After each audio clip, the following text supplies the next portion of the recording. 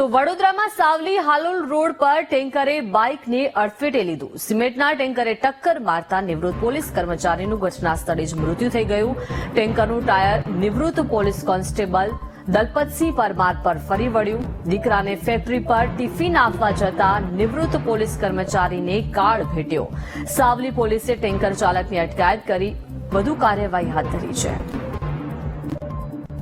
તો વડોદરામાં સાવલી હાલોલ રોડ પર અકસ્માતની ઘટના સામે આવી છે કે જ્યાં ટેન્કરે બાઇકને અડફેટે લીધું છે। સિમેન્ટના ટેન્કરે ટક્કર મારતા નિવૃત્ત પોલીસ કર્મચારીનું ઘટના સ્થળે જ મોત થઈ ગયું છે। દીકરાને ટિફિન આપવા જતા પિતાને કાળ ભેટ્યો છે। પોલીસે ટેન્કર ચાલકની અત્યારે અટકાયત કરી લીધી છે।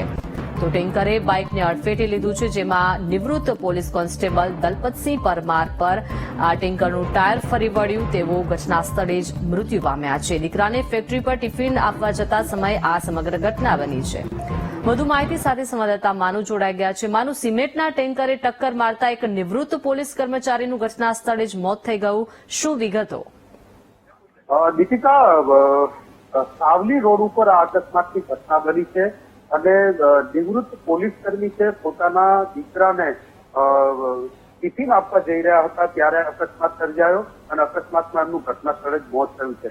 પોલીસે સમગ્ર મામલે તપાસ શરૂ કરી છે।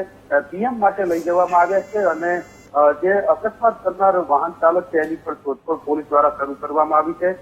આ મામલામાં પોતાના પુત્રને ફેક્ટરી ખાતે ટિફિન આપવા જઈ રહ્યા હતા અને હાલોલ તરફથી આવતા સિમેન્ટના ટેન્કર દ્વારા ટક્કર મારવામાં આવી અને એમનું ઘટના સ્થળે મોત થયું છે। અત્યારે હાલ પોલીસ સમગ્ર મામલે ગુનો નોંધી અને વધુ કાર્યવાહી કરી રહી છે। જી, આભાર માનુ વિગત આપવા બદલ।